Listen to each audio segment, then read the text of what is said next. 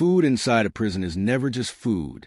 In Japan, every grain of rice, every bowl of soup, and every minute allowed to eat is calculated, measured, inspected, and enforced. Across the country, tens of thousands of inmates eat the same meals, prepared the same way, served under the same rules, and consumed in near silence. There are no choices, no seconds, and no exceptions. This is not about comfort. This is not about punishment either. This is about control, routine, and discipline, delivered 3 times a day, every day, through food. Before we dive in, hit like, drop a comment, and subscribe to HFD Achieve Crimes. Every bit of support helps us reveal the hidden truths behind the world's prisons and crime documentaries. Now let's go inside. Japan operates one of the most centralized and tightly regulated correctional systems in the modern world. Unlike countries where prison administration varies widely from state to state or even from facility to facility, Japan's system is built around uniformity. Policies are designed at the national level and applied consistently across the country, creating a correctional environment where predictability and order take priority over flexibility. Across roughly 70 correctional institutions nationwide, more than 40,000 inmates are held under these standardized conditions. These facilities range from large urban prisons to more remote regional institutions, yet the fundamental rules governing daily life remain largely the same. From clothing and work assignments to movement schedules and meals, consistency is viewed as essential to maintaining discipline and stability. Food plays a central role in this structure. In Japan's prisons, meals are not treated as a local administrative decision. Individual wardens do not choose menus, and kitchen staff do not improvise based on convenience or preference. Instead, prison meals are governed by national correctional regulations overseen by Japan's justice authorities. These regulations outline not only what can be served, but how it is prepared, portioned, and distributed. Every incarcerated person, regardless of crime, sentence length, or security classification, is legally entitled to 3 meals per day. This entitlement is not framed as a privilege or benefit. It is considered a basic institutional obligation, similar to housing or medical care. However, entitlement does not mean choice. Menus are planned weeks in advance by licensed nutritionists working within the correctional system. These professionals follow government-issued dietary standards designed to meet minimum nutrition requirements while remaining cost-effective and operationally efficient. The planning process prioritizes consistency over creativity, ensuring that meals can be produced reliably across large populations without variation. The objective of this system is not enjoyment. Flavor, variety, and personal preference are secondary concerns. The primary goal is nutritional sufficiency, providing enough calories and essential nutrients to maintain basic health and physical capacity. Just as important is uniformity. Every inmate must receive meals that are consistent in composition and portion size, reinforcing the idea that no individual stands apart from the system. Daily caloric intake is carefully calculated using standardized formulas. In most cases, the total daily energy provided is slightly above 1,000 calories, though this figure is not fixed. Adjustments are made based on several factors, including age, medical condition, and assigned labor. Inmates performing physically demanding work may receive larger portions of staple foods, particularly rice, while those assigned to lighter duties receive smaller amounts. This approach reflects a broader philosophy within Japanese corrections. Output determines input. Food is calibrated to match labor expectations, reinforcing discipline and productivity, without using hunger as punishment. At the same time, excess is avoided. Meals are designed to provide what is necessary, no more and no less. Budget constraints also shape the system. The daily food allowance per inmate is modest, requiring careful planning to stretch limited resources while still meeting nutritional standards. As a result, meals rely heavily on staple ingredients, such as rice, barley, vegetables, and simple protein sources. Luxury items, heavy seasoning, and sugary foods are rare. Within this framework, food is never used as a bargaining tool. Inmates cannot earn better meals through favors, behavior, or status. Likewise, meals are not withheld as punishment. This separation is deliberate. Japanese prison authorities aim to remove food from the realm of power struggles, ensuring it remains a neutral, regulated component of institutional life.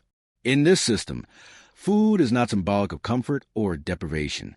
It is an administrative mechanism, carefully measured, centrally planned, and uniformly delivered. Every tray serves as a reminder that prison life in Japan is governed by structure, predictability, and control. In Japan's correctional system, food does not begin in the kitchen. It begins on paper. Menus in Japanese prisons are typically planned 1 month in advance, long before ingredients are delivered or meals are prepared. This planning process is handled by trained nutritionists working within the correctional framework, following national dietary guidelines issued by the justice authorities. Their role is not to create appealing menus, but to ensure that every meal meets precise nutritional and operational requirements. Each menu is calculated with scientific precision. Nutritionists account for carbohydrates, proteins, fats, vitamins, minerals, and overall caloric value. The objective is to maintain inmates' basic health and work capacity while avoiding excess. Every gram matters, because meals must be reproducible at scale across dozens of institutions and tens of thousands of people. Central to the system is rice. Rice forms the foundation of most meals served in Japanese prisons. It is reliable, affordable, culturally familiar, and nutritionally dense. In many facilities, rice is mixed with barley, a deliberate choice rather than a cost-saving measure alone. Barley increases fiber content, aids digestion, and contributes a feeling of fullness without significantly increasing calories. This blend reflects the system's broader philosophy: provide enough, but never too much. Meals are structured around this staple. Side dishes are designed to complement rice rather than compete with it. Portions are intentionally modest, and seasoning is restrained. Strong flavors, excessive salt, and sugary elements are avoided, both for health reasons and to maintain uniformity across the population. Despite the centralized planning, portion sizes are not identical for all inmates. In Japanese prisons, food intake is directly linked to assigned labor. Inmates engaged in physically demanding work, such as manufacturing, maintenance, or kitchen labor, receive larger rice portions to compensate for higher energy expenditure. Those assigned to lighter duties, clerical tasks, or limited movement receive smaller amounts. This adjustment is not negotiable and not subject to personal preference. It is calculated administratively, based on workload classifications rather than individual requests. The underlying principle is clear. Energy intake must match energy output. This reinforces one of the core rules of Japanese correctional philosophy: output determines intake. Food is not used to reward good behavior, nor is it withheld to punish misconduct. Instead, it functions as a regulated input within a controlled system. Inmates are expected to work, and the system provides only what is necessary to sustain that work. By removing emotional or symbolic meaning from meals, prison authorities aim to reduce conflict, entitlement, and competition. Budgetary constraints further shape menu design.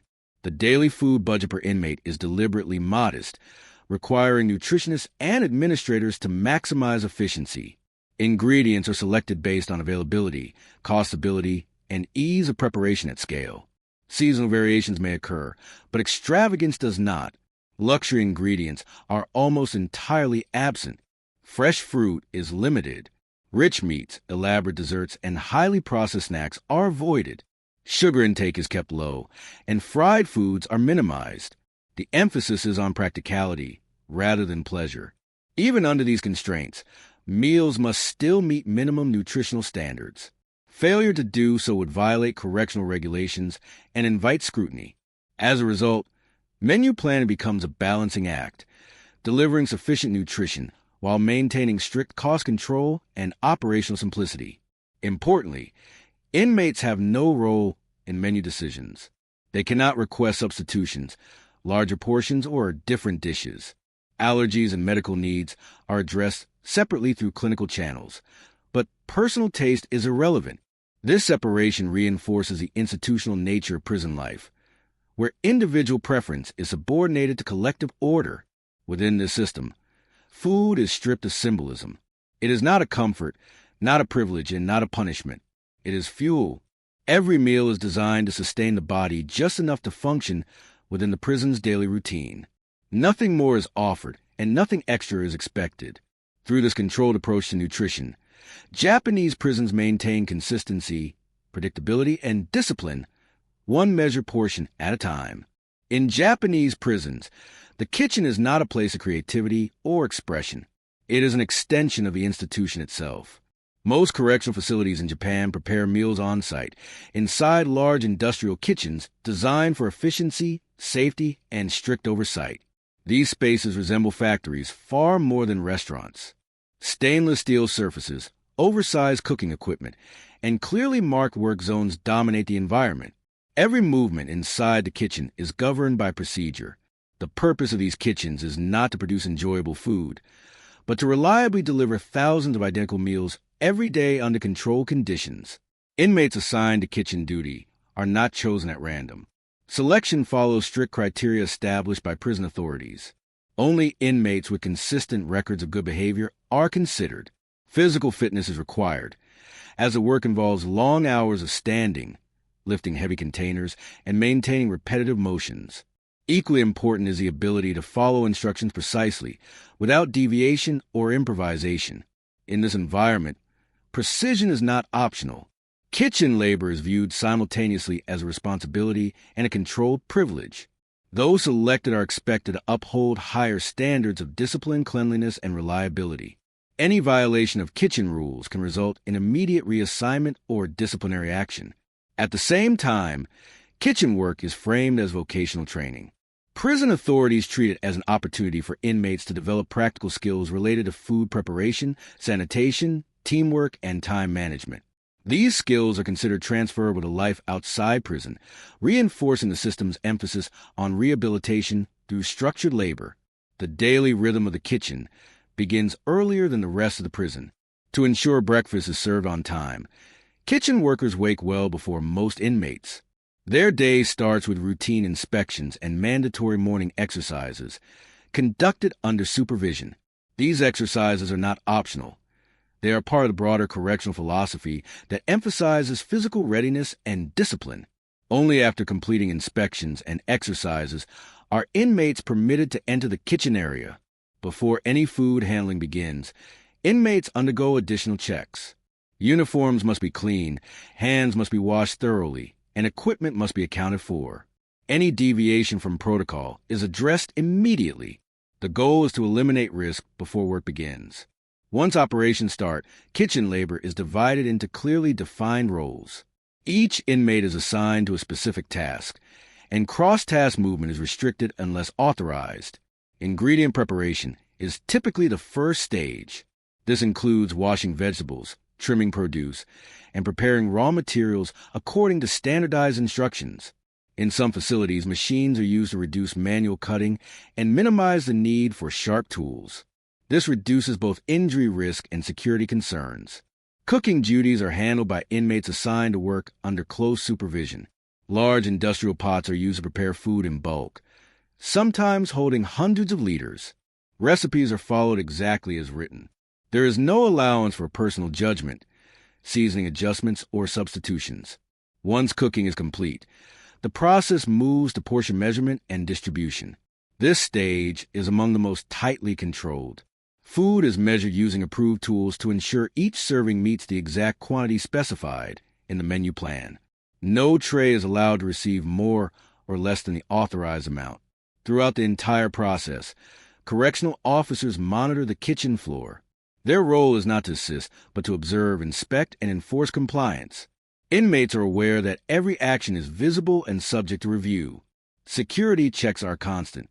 Inmates entering or leaving the kitchen are searched to ensure no unauthorized items are carried in or out. Tools and equipment are counted before and after each shift. Even waste disposal follows strict rules to prevent misuse. The kitchen is also one of the most regulated environments in the prison when it comes to hygiene. Floors, counters, and equipment are cleaned according to schedules enforced by guards. Industrial dishwashers handle utensils and containers, but inmates are responsible for maintaining the overall cleanliness of the space. After meal preparation and distribution are completed, kitchen workers do not immediately return to their cells. Cleanup is considered part of the job. Only once a kitchen is inspected and approved can workers conclude their shift. Despite the controlled nature of the work, kitchen duty carries a distinct status within the prison. It signals trust, responsibility, and adherence to rules. That status, however, is fragile. One mistake can result in removal. Inside Japanese prisons, the kitchen is not about food alone. It is about discipline, structure, and absolute compliance, enforced through routine, supervision, and repetition. Cooking inside Japanese prisons is governed by a dense framework of rules designed with single priority in mind: risk elimination. Unlike civilian kitchens, where efficiency and flavor may guide decisions, prison kitchens operate under a security-first model.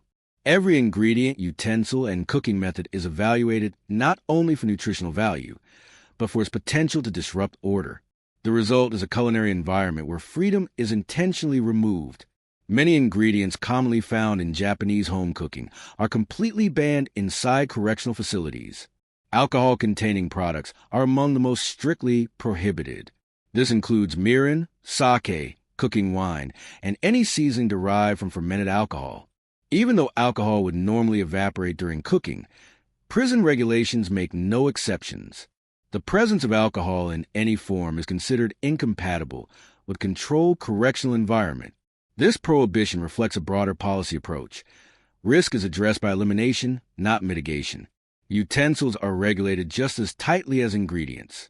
Items that could potentially be altered, concealed, or repurposed as weapons are restricted or forbidden outright.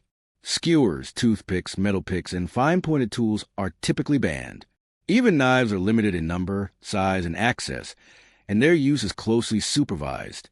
In many kitchens, mechanical solutions are used to reduce reliance on hand tools. Vegetables may be washed, chopped, or sliced using industrial machines.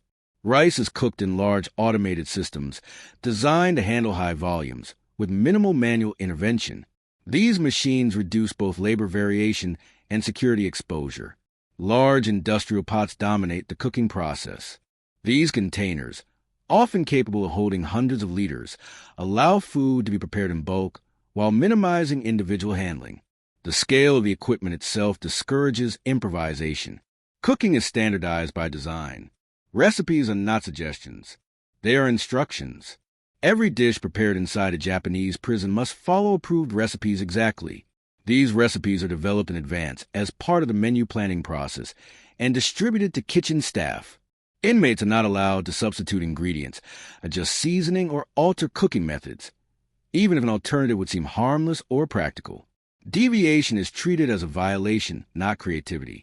This rigidity ensures that meals remain consistent across facilities and time. It also prevents favoritism, manipulation, or the introduction of unauthorized substances. Uniformity is viewed as a form of safety.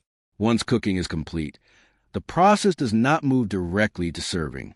Before any meal is distributed, correctional officers conduct formal inspections. These inspections are systematic and routine, not symbolic. Officers verify that only approved ingredients were used, that portion sizes match the menu specifications, that no prohibited items enter the food, that hygiene standards were maintained.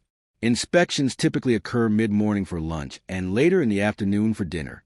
Meals that fail inspection can be delayed or rejected entirely, requiring corrective action before distribution.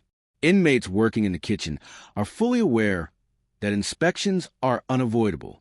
This knowledge reinforces compliance throughout the cooking process. There is no incentive to cut corners when every stage will be reviewed. Security considerations extend beyond food itself. Waste disposal, equipment storage, and ingredient inventory are all monitored. Leftover food is handled according to strict protocols to prevent hoarding, trading, or misuse. Tools are counted before and after each shift to ensure nothing is missing. Even seasoning is regulated. Strong spices, excessive salt, and flavor enhancers are used sparingly, if at all. The intent is not punishment, but neutrality. Food is meant to sustain, not stimulate. Within this system, cooking becomes a controlled operation rather than a human activity. It removes personal judgment and replaces it with procedural compliance. The kitchen is transformed into a regulated production zone, where every variable is accounted for in advance. In Japanese prisons, these rules are not viewed as excessive. They are seen as necessary. By removing ambiguity from food preparation, authorities reduce the possibility of conflict, contraband, or abuse of trust. The result is a cooking environment where nothing is accidental. Every ingredient, every tool, and every action exists within a defined boundary, enforced not by improvisation, but by absolute adherence to rules.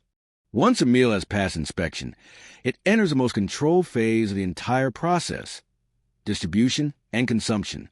In Japanese prisons, this stage is treated with the same level of regulation as preparation and cooking, because it is here, among inmates, that food could most easily become a source of conflict or imbalance. Portioning begins immediately after approval. Each meal is divided using standardized tools and measurements. There is no estimation by eye and no flexibility. Every tray must contain exactly the amount authorized for the individual inmate receiving it. Not one grain of rice more, not one spoonful less. This precision is intentional. By eliminating variation, prison authorities remove opportunities for favoritism, resentment, or perceived injustice. Two inmates performing the same work under the same conditions will receive the same meal every time.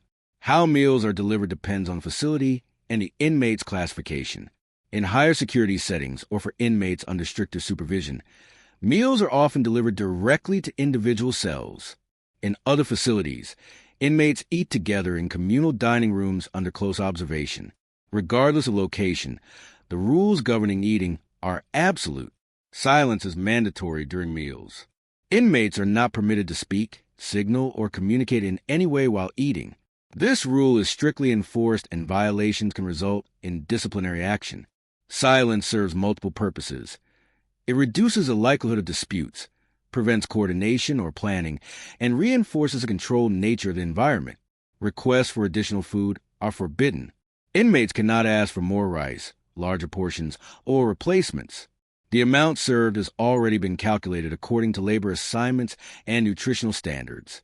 Allowing requests would introduce negotiation into a system designed to eliminate it. Sharing food is strictly prohibited. An inmate may leave food uneaten, but cannot give it to another person under any circumstances. This rule is central to maintaining order. Shared food could create debts, obligations, or informal power structures, exactly the kinds of hierarchies the system seeks to prevent. Utensils are also tightly controlled. Forks are typically not used. Instead, inmates eat with plastic spoons and chopsticks. These items are selected because they are difficult to modify into weapons and easy to account for after meals.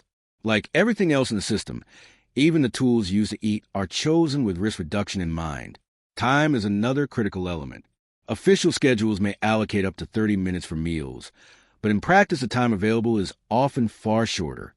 Many inmates report having closer to 10 minutes to eat before trays are collected. This compressed time frame is not accidental. It reinforces routine, discourages lingering, and prevents meals from becoming social gatherings.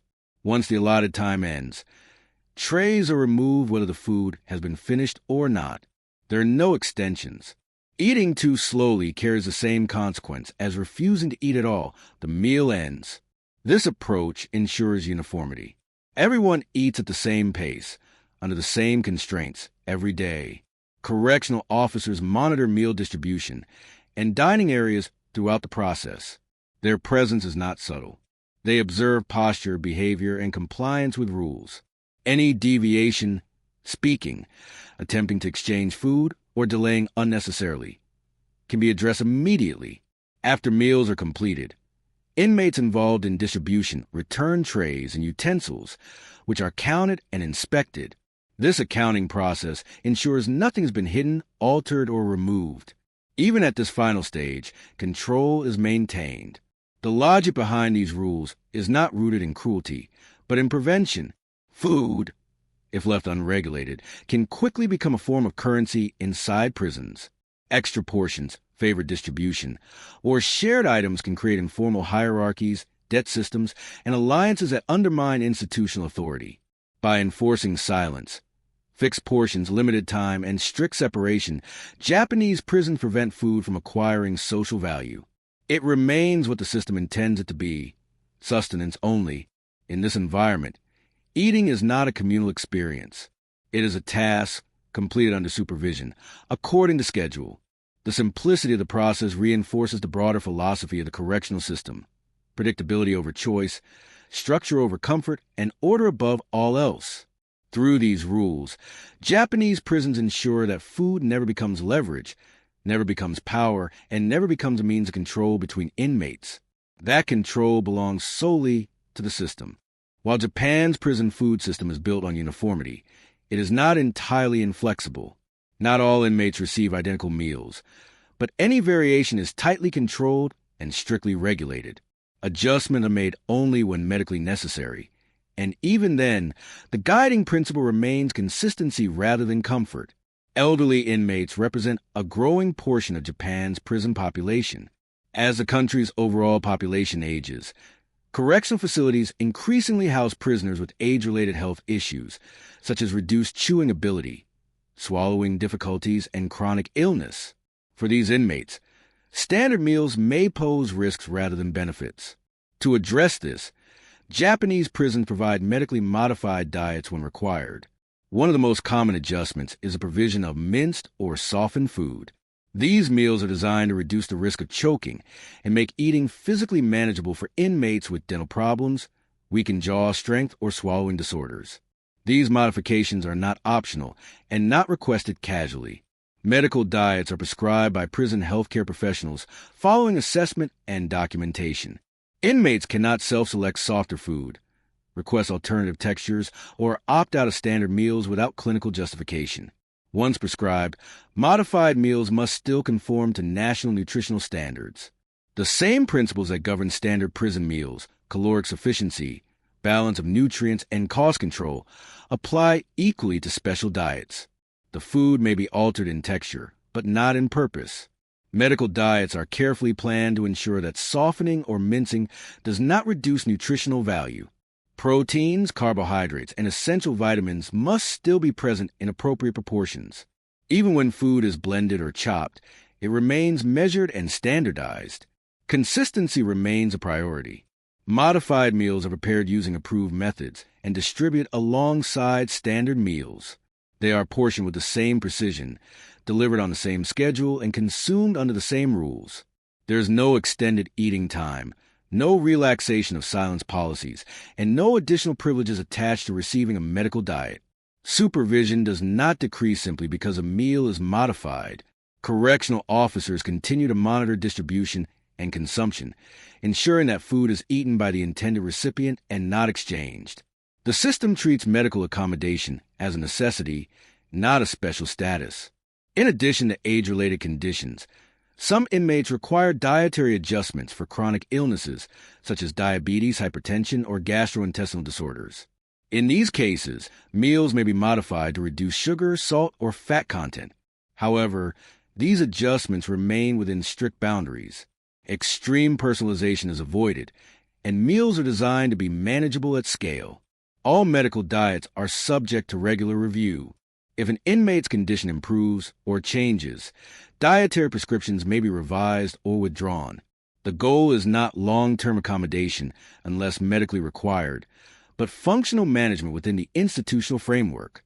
Importantly, these adjustments do not alter the inmate's position within the social structure of the prison. Receiving a medical diet does not grant status, sympathy, or leverage. Other inmates are not informed of medical reasons, and no explanation is provided during meal distribution. This protects privacy while preventing resentment or speculation. The emphasis on uniformity, even within accommodation, reflects a broader correctional philosophy. Japanese prisons aim to meet basic human needs without introducing variability that could disrupt order. Care is provided, but it is delivered impersonally, through systems rather than discretion. In this way, special diets are integrated seamlessly into the prison's daily routine. They are not exceptions to the system, but controlled extensions of it. Every adjustment is documented, regulated, and monitored, ensuring that medical necessity does not become a pathway to inequality. Within Japan's correctional environment, compassion is expressed through structure. Needs are met, risks are reduced, and health is preserved, but always within the same framework of discipline, predictability, and control that defines every other aspect of prison life. Within Japan's correctional philosophy, Labor is not viewed solely as punishment or a way to occupy time. It is framed as a structured method of rehabilitation. Among the various work assignments available to inmates, kitchen duty holds a unique position. It is one of the clearest examples of how discipline, routine, and skill development are deliberately combined into a single program. Kitchen work is more than manual labor. It is training under constraint. Inmates assigned to kitchen duty are expected to meet higher behavioral standards than the general prison population. Reliability, punctuality, and strict rule compliance are essential. Because food preparation affects the entire institution, mistakes are not treated lightly. This responsibility reinforces accountability on a daily basis. Japanese prison authorities regard this environment as a controlled simulation of civilian employment. Inmates must follow schedules, respect hierarchies, complete assigned tasks accurately, and accept supervision without resistance. These expectations mirror workplace discipline outside prison walls. One of the most significant aspects of kitchen work is its connection to formal certification pathways. Under Japanese regulations, inmates who perform consistently well in prison kitchens may accumulate time that counts toward the practical experience required for professional cooking and food handling certifications. This includes eligibility for chef licensing exams, provided other legal requirements are met. This policy reflects a broader belief within Japan's correctional system. Skills gained during incarceration should translate into employability after release. Time spent working in prison is not considered wasted time, but structured preparation for reentry into society. Kitchen work exposes inmates to food safety procedures, hygiene standards, large-scale meal preparation, time management, team-based workflows. These skills are transferable to institutional kitchens, cafeterias, food factories, and service industries outside prison.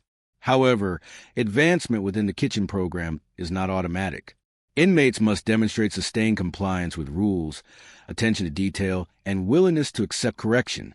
Errors, defiance, or rule violations can result in removal from kitchen duty, resetting progress. This reinforces an important lesson.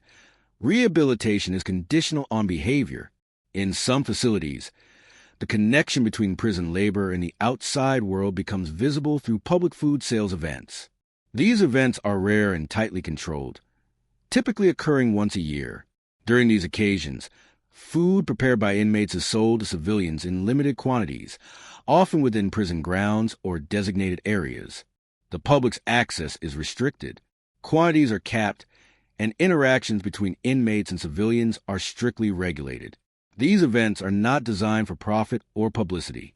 Instead, they serve as symbolic demonstrations of skill development and institutional transparency.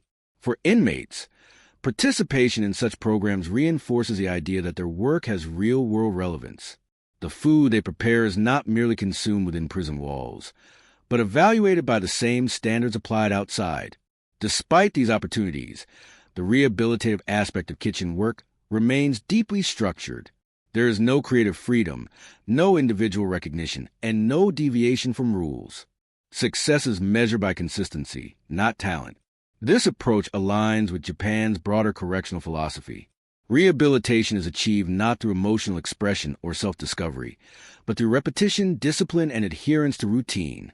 Inmates are taught to function within systems before they are expected to function independently. Importantly, kitchen work does not elevate an inmate's social standing within the prison. There are no visible rewards, privileges, or exemptions attached to participation. This prevents vocational assignments from becoming sources of hierarchy or resentment among inmates. Instead, rehabilitation is framed as internal progress rather than external status.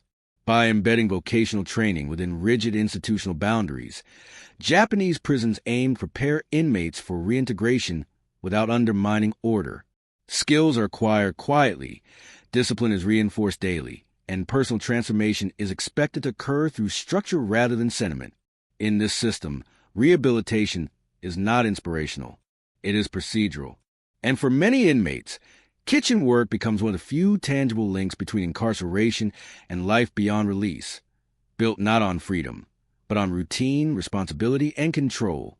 Behind every meal served in a Japanese prison exists a layered system of oversight designed to ensure compliance, safety, and consistency. Food production is not left solely to kitchen staff or local administrators. Instead, it is subject to continuous monitoring at multiple levels within the correctional hierarchy. Oversight begins at the facility level. Each prison operates under internal protocols that define how food-related operations are managed day to day. Kitchen supervisors, correctional officers, and administrative staff are responsible for enforcing regulations related to hygiene, portioning, ingredient control, and inmate labor. These roles are clearly separated to prevent conflict of interest. Inmates prepare food, but they do not control decisions. Officers supervise, but they do not cook. Administrators approve procedures, but they do not handle daily operations. This separation ensures accountability at every stage. Routine inspections are built into the daily schedule.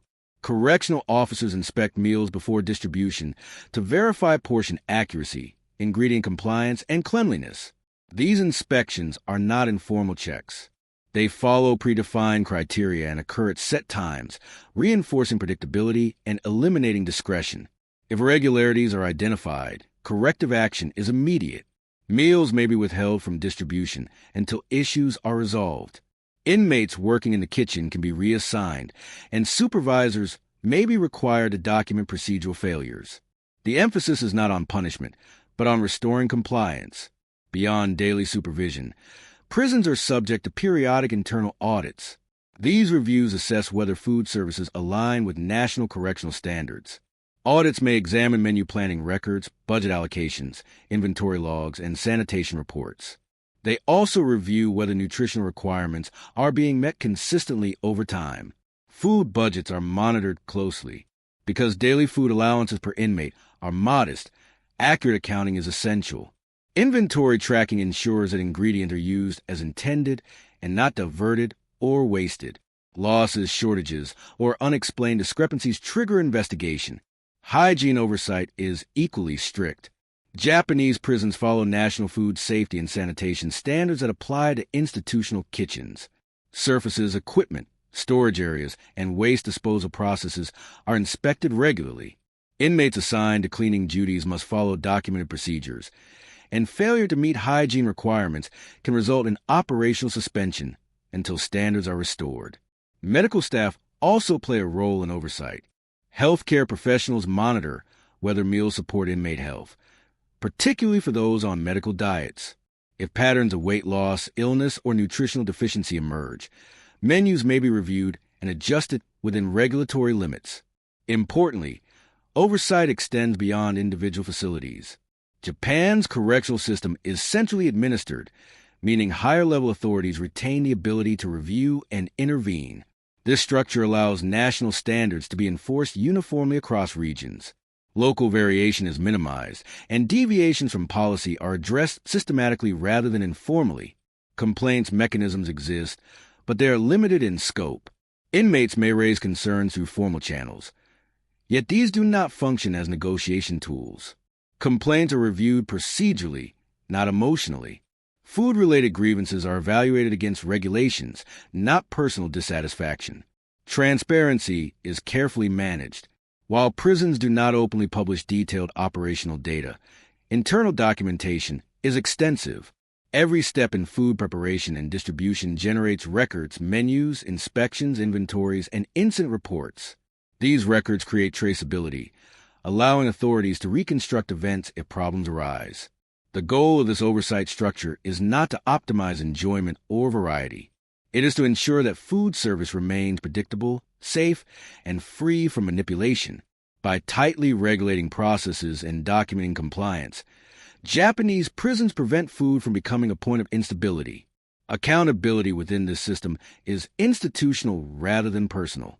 When failures occur, the response focuses on procedural correction instead of individual blame.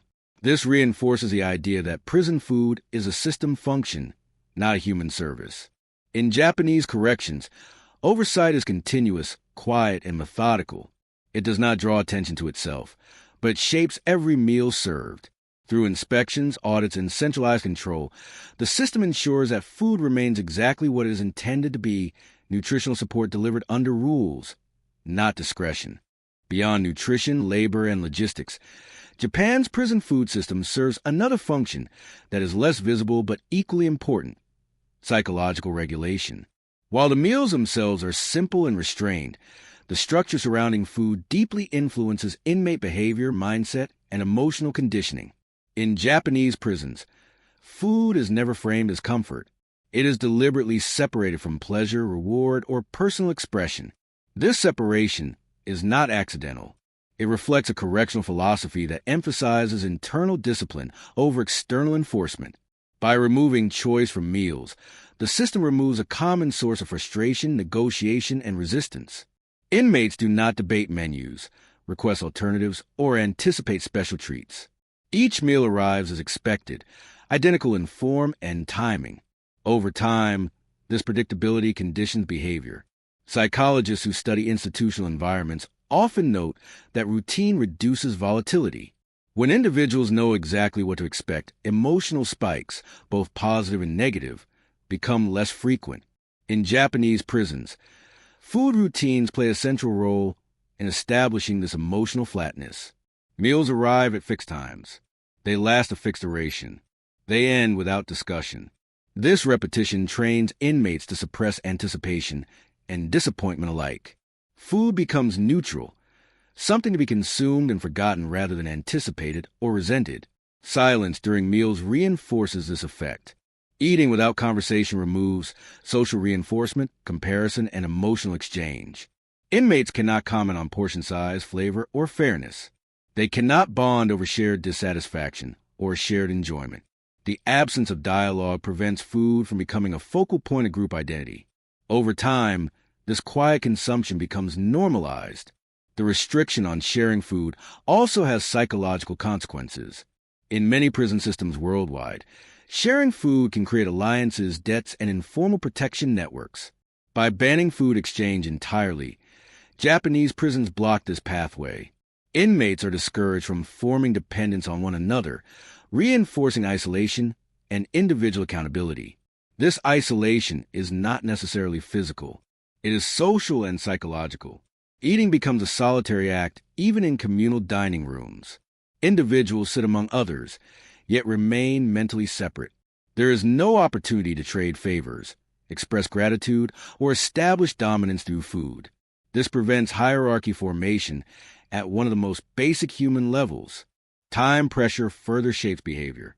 Knowing that a meal will be removed regardless of completion discourages lingering and attachment. Inmates learn to eat efficiently, without reflection. The act of eating becomes functional, not experiential. This conditioning extends beyond the dining area.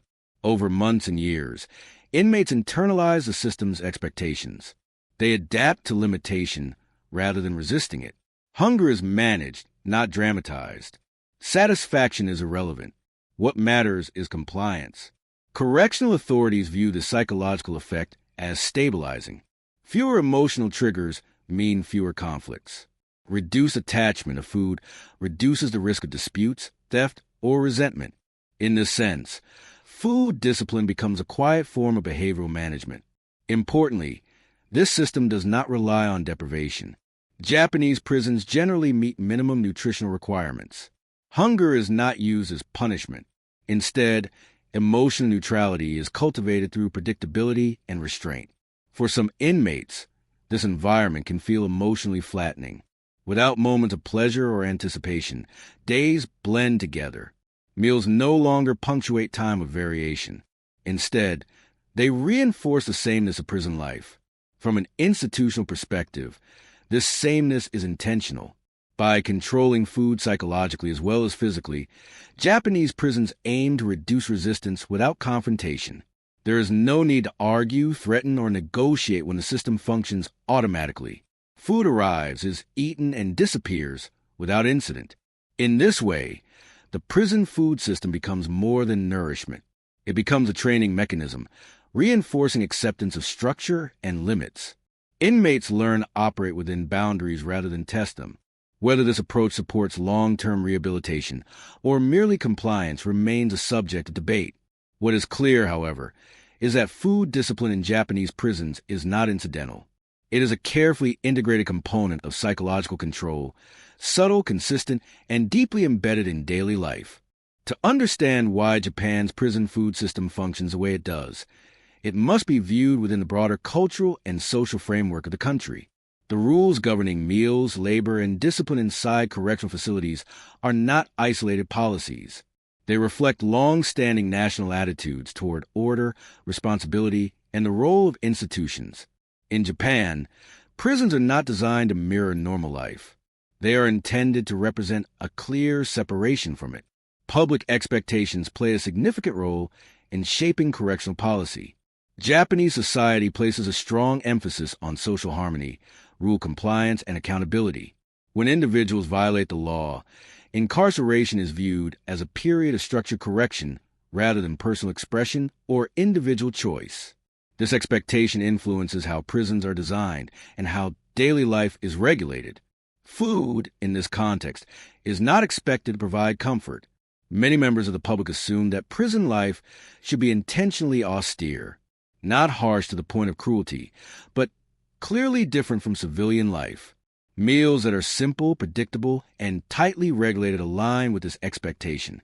Excessive variety or indulgence could be perceived as undermining the seriousness of incarceration. As a result, correctional authorities operate under both legal and social pressure to maintain restraint. This cultural perspective helps explain why Japan's prison food system prioritizes uniformity so strongly. Providing the same meals in the same quantities under the same rules reinforces the idea that prison is not a place for personal preference. It is a place for correction through structure. Unlike in some countries where public debate frequently centers on prison conditions, food quality, or inmate comfort, these issues receive comparatively less attention in Japan. The assumption is that as long as basic health and safety standards are met, additional comfort is unnecessary. Transparency exists, but it is controlled. Information about prison operations, including food systems, is available through official channels, reports, and occasional public events. However, there is little emphasis on showcasing daily prison life in a way that invites emotional engagement. The system is presented as functional, not personal. This distance reinforces institutional authority.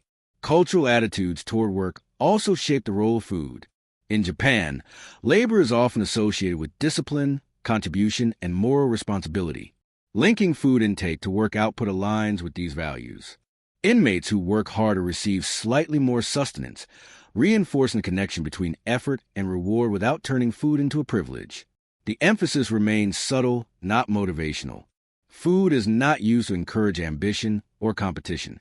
It simply reflects a balance between physical need and institutional order. This approach avoids emotional extremes while reinforcing accepted norms. Public reaction to prison food policies tend to be neutral or accepting. Controversy usually arises only when standards fall below expectations, such as hygiene failures or medical neglect. Calls for more generous or varied meals are rare, and political pressure to expand inmate comfort is limited. This environment allows correctional authorities to maintain strict food regulations without sustained opposition. Importantly, the prison food system also reflects Japan's broader approach to governance. Systems are designed to operate smoothly, quietly, and consistently. Success is measured by absence of disruption rather than visible improvement. If meals are served on time, inmates remain compliant, and conflicts are minimized, the system is considered effective. Within this framework, food is not a human service in the emotional sense. It is a logistical function embedded within a larger disciplinary structure. For inmates, this cultural backdrop shapes expectations as well. Many enter prison already aware that daily life will be tightly controlled. The absence of choice in meals is not surprising. It is consistent with what they have been conditioned to expect from institutions. This alignment between public expectation, cultural norms, and correctional policy creates stability. There is little tension between what society believes prisons should be and how they actually operate. In the end, Japan's prison food system exists not because it is unique, but because it fits seamlessly into the country's broader social order. It is restrained because restraint is valued. It is uniform because uniformity is trusted. And it is controlled because control is seen as necessary for correction. Within this cultural context, Food does exactly what it is meant to do, nothing more and nothing less. Outside Japan, the country's prison food system is frequently misunderstood. When images or brief descriptions surface online, reactions tend to swing between admiration and criticism. Some observers view the system as orderly and humane. Others interpret it as excessively rigid or emotionally cold. Both perspectives often miss the broader context in which the system operates. A common misconception is that Japanese prison meals are designed to be better or healthier than those in other countries. In reality, the goal is not superiority, but standardization. Meals are not intended to impress, comfort, or rehabilitate through enjoyment. They are intended to function reliably within a tightly controlled institutional environment. Another misconception is that the system is harsh because it lacks choice. In many countries, prison reform debates focus heavily on individual rights and personal autonomy. From that perspective, the absence of menu options or personal preference can appear punitive. However, Japanese correctional philosophy does not prioritize autonomy during incarceration. Instead, it emphasizes submission to structure as a corrective process. This difference in philosophy often leads to misinterpretation when viewed through a foreign lens. Comparisons with other prison systems highlight this contrast. In some countries, food variety is seen as a way to maintain morale or reduce unrest. In others, religious or cultural accommodations dominate food policy. Japan's system takes a different approach. Rather than adapting food to individual identity, it minimizes identity altogether. By reducing personal distinction, the system aims to reduce friction. Silence during meals, uniform portion sizes, and fixed schedules are sometimes interpreted as dehumanizing. Yet within the Japanese context, these practices are framed as equalizing rather than punitive. Every inmate is subject to the same rules, regardless of background or status. There is no advantage to being louder, stronger, or more influential. This equality is procedural, not emotional. Another frequent misunderstanding involves the role of nutrition. Critics may assume that restrained meals imply neglect or malnutrition. In practice, Japanese prisons are required to meet established nutritional standards. While meals are simple, they are designed to sustain health and work capacity. Serious deviation from these standards would trigger internal review and public scrutiny.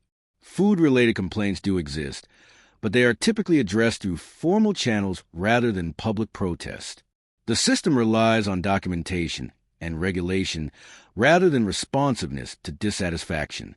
This can feel unresponsive to outsiders accustomed to more visible forms of advocacy.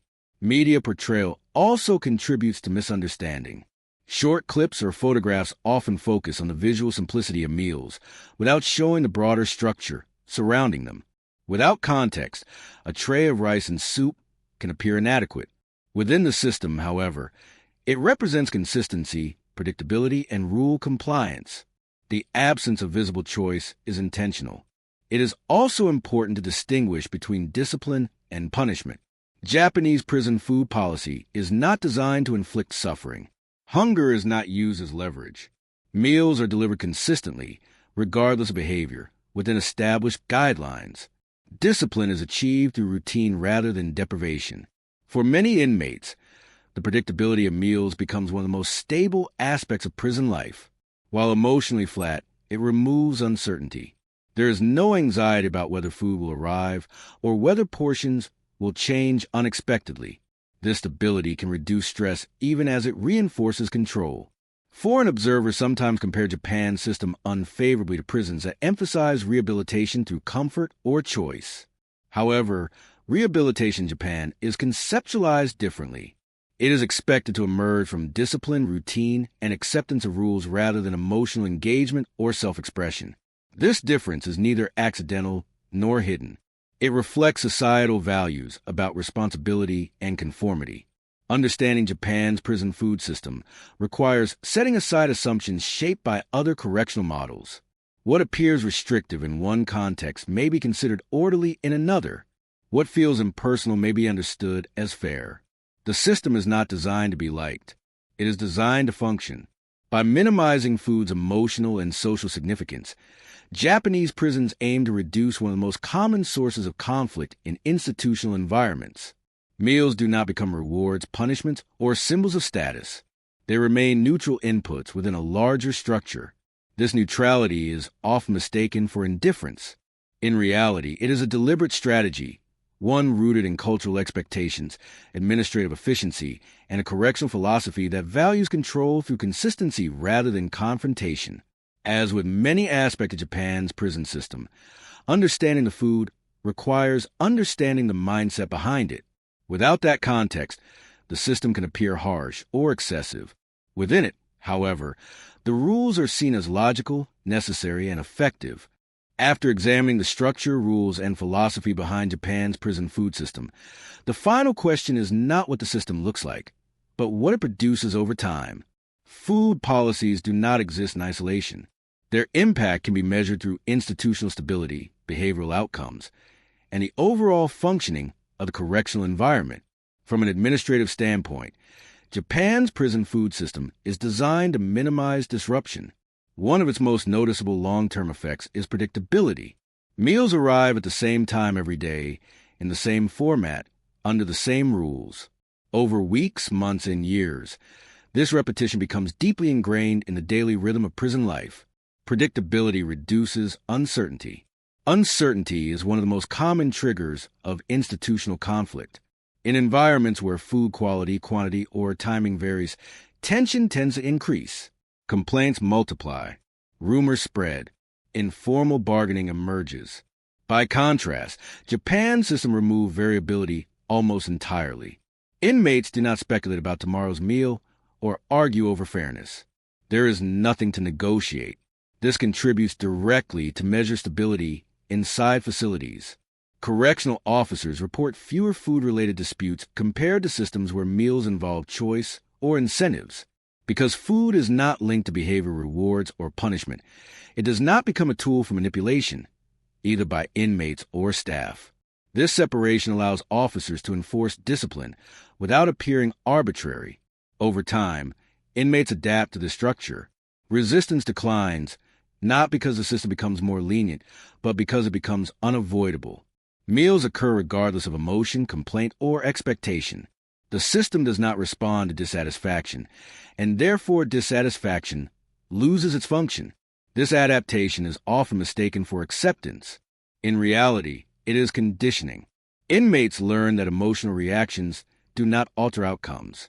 This lesson extends beyond meals into other areas of prison life. Compliance becomes the most efficient response, not because it is rewarded, but because alternatives are ineffective.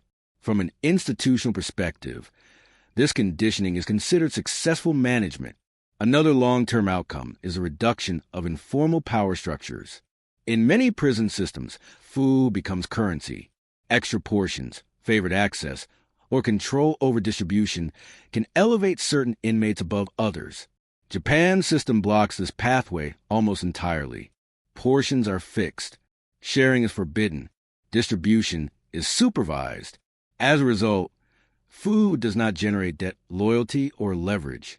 This absence of food-based hierarchy reduces the formation of gangs and informal leadership within dining environments. While power dynamics still exist elsewhere in prison life, meals are intentionally neutralized as a source of influence. Health outcomes also factor into institutional evaluation. While meals are simple, they are designed to meet baseline nutritional standards.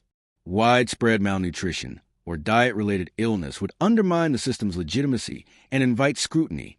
For this reason, nutrition is monitored carefully, even as enjoyment is minimized.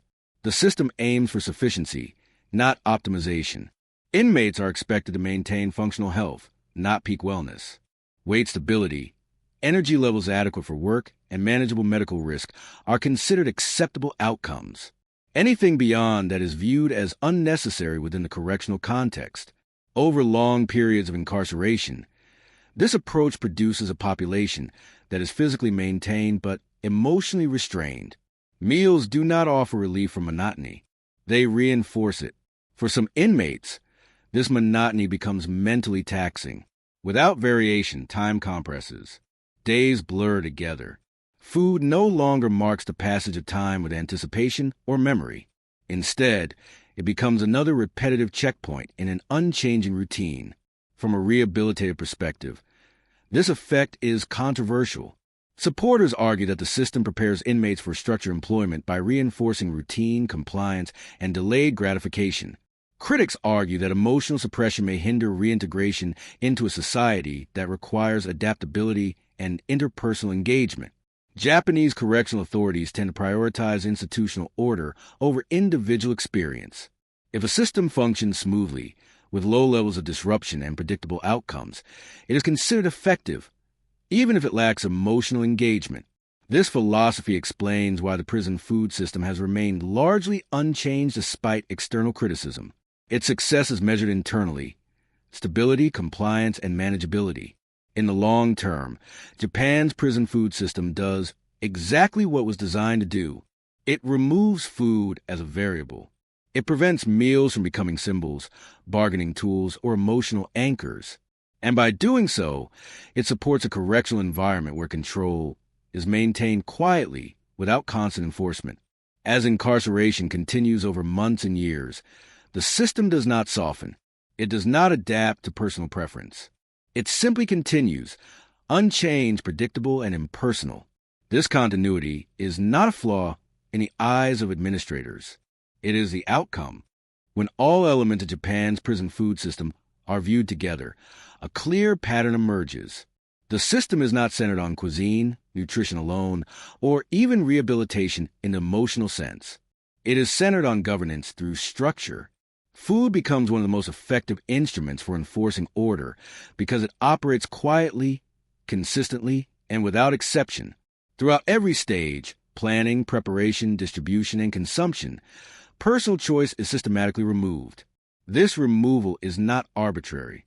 It reflects a correctional philosophy that prioritizes predictability over flexibility and uniformity over individuality. By eliminating variation, the system minimizes opportunities for conflict, manipulation, or resistance. Food is never allowed to become symbolic.